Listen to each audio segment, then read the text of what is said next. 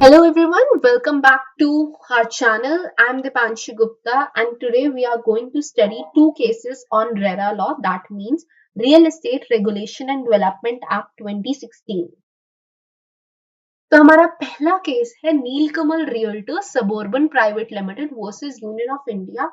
Bombay high court का 2017 का judgement था, डिवीजन बेंच थी यहाँ पे जस्टिस नरेश और जस्टिस राजेश की। इस पिटिशन में रेरा एक्ट के कई प्रोविजंस की कॉन्स्टिट्यूशनल वैलिडिटी को चैलेंज किया गया था और कहा गया था कि ये कॉन्स्टिट्यूशनली वैलिड नहीं है, अनरीजनेबल है, आर्बिट्रेरी है। कई प्रोविजंस पर यह बात की गई थी कि यहाँ पर पेनल्टी जो है वो रेट्रोस्पेक्टिव रूप से लगा दी गई है, जो आर्बिट्रेबल है, बिना सोचे समझे, बिना कई फैक्टर्स को इनकाउंटर किए गए, कंसिडर किए गए।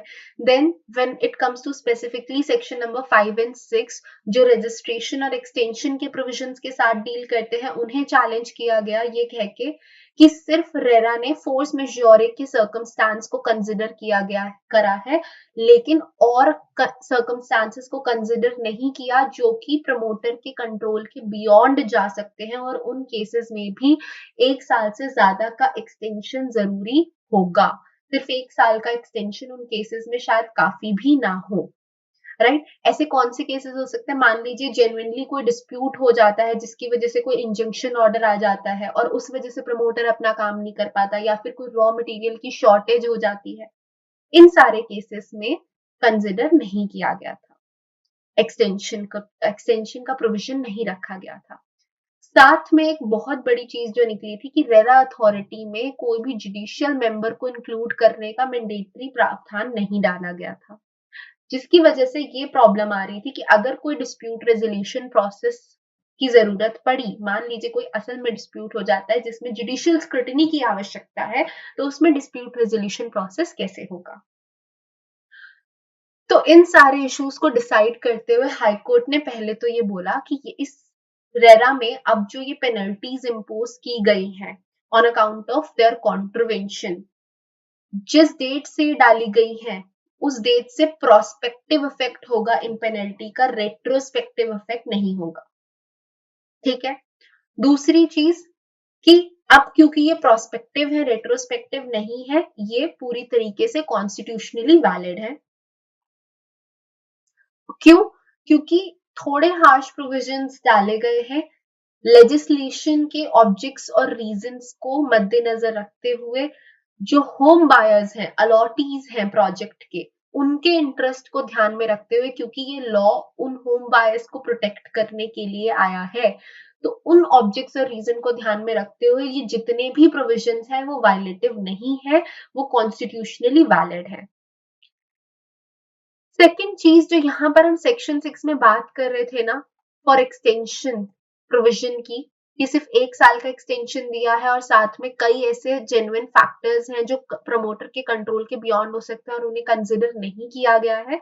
तो इस पर हाईकोर्ट ने ये बोला कि अगर अथॉरिटी जो है वो सैटिस्फाइड है कि कुछ ऐसे एक्सेप्शनल सर्कमस्टांसेस हैं जिसकी वजह से जो प्रमोटर है वो प्रोजेक्ट कंप्लीट नहीं कर पाया in spite of the extension granted under section 6, तो उस केस में अथॉरिटी जो है वो चाहे तो रजिस्ट्रेशन कंटिन्यू रख सकती है प्रमोटर का, ताकि प्रोजेक्ट कंप्लीट हो सके, यानी कोई टोटल प्रोहिबिशन नहीं है। बेसिकली हाईकोर्ट ने क्या बोला कि रेरा के प्रोविजंस को आपको हार्मोनियसली कॉन्स्टिट्यूट करना होगा, एक दूसरे के साथ हार्मोनियस कंस्ट्रक्शन में पढ़ना होगा। ठीक है। तो अभी तक हमने 3 बातें देख ली कि एक तो पेनल्टीज प्रोस्पेक्टिव तरीके से लगेंगी, रेट्रोस्पेक्टिव नहीं।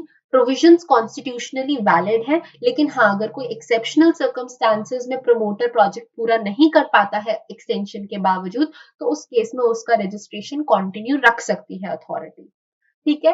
एंड लास्ट बात कोर्ट ने ये कही कि जो अपॉइंटमेंट है ट्राइब्यूनल में, उसमें मेजॉरिटी मेंबर्स जो है वो जजेस होने चाहिए। बिना जब तक मेजॉरिटी मेंबर्स जो हैं वो जुडिशियल ऑफिसर्स नहीं होंगे, तब तक अथॉरिटी पूरी तरीके से कॉन्स्टिट्यूशनली कॉन्स्टिट्यूट नहीं की जाएगी, राइट। तो बेसिकली जो एडिशनल सेक्रेटरी को जुडिशियल मेंबर माना जा रहा था, उस अपॉइंटमेंट को स्ट्रक डाउन कर दिया, तो अथॉरिटी की अपॉइंटमेंट वाले पार्ट पर रिलीफ मिल गया था। ठीक है, so this was the case. Now let's move forward to our next case, Imperia Structures Limited versus Anil Patni.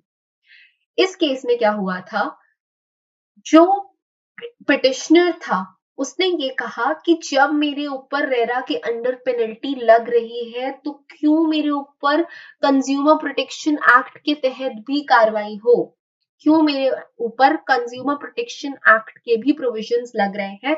ये जो एनसीडीआरसी की ज्यूरिसडिक्शन है वो तो लगेगी ही नहीं, क्योंकि रेरा लॉ जो है वो ओवरराइड करता है हर लॉ को।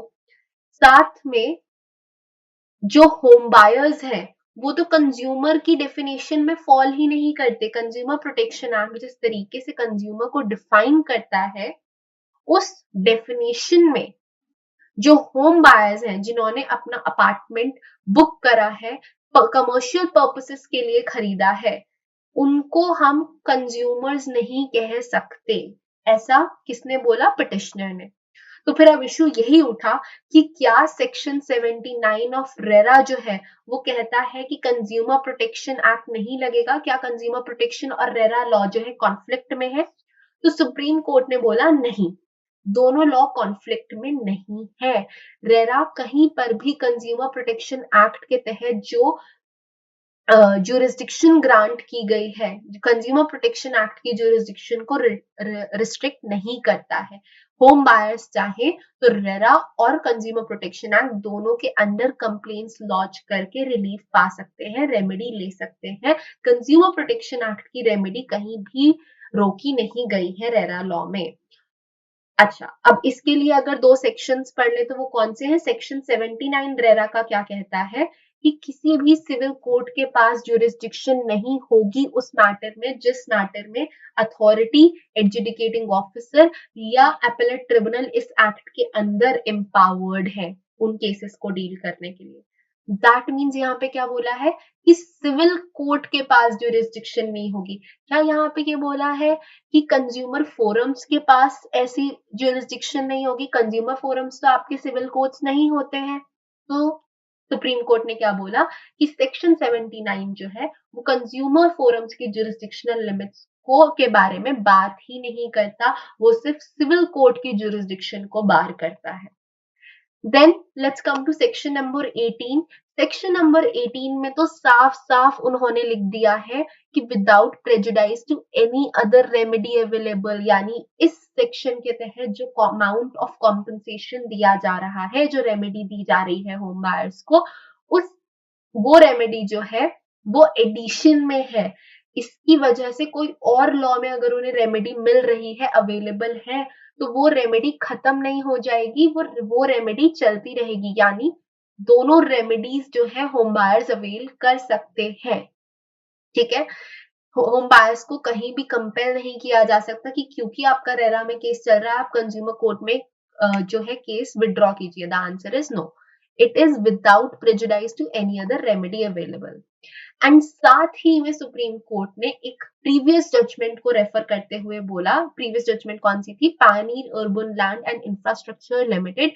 ये बेसिकली आपका आईबीसी पर जजमेंट है, जहां पर सुप्रीम कोर्ट ने ये बोला था कि को एग्जिस्टिंग या पैरेलल रेमेडीज जो है, जो आपकी रेरा में दी है, कंज्यूमर प्रोटेक्शन एक्ट में दी है, आईबीसी में दी है, ये सारी रेमेडीज जो है वो को एग्जिस्टिंग और पैरेलल रेमेडीज हैं। किसी एक रेमेडी की वजह से दूसरी रेमेडी खत्म नहीं हो जाएगी।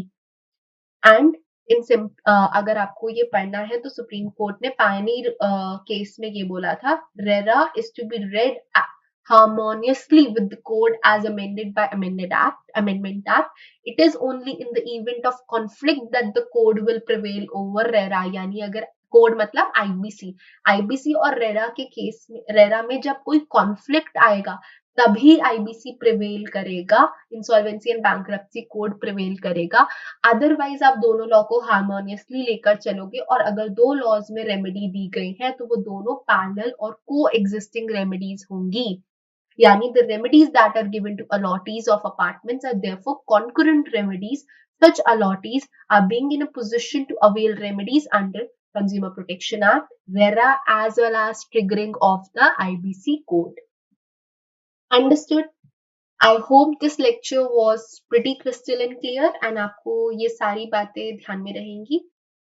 Let's meet you in the next lecture.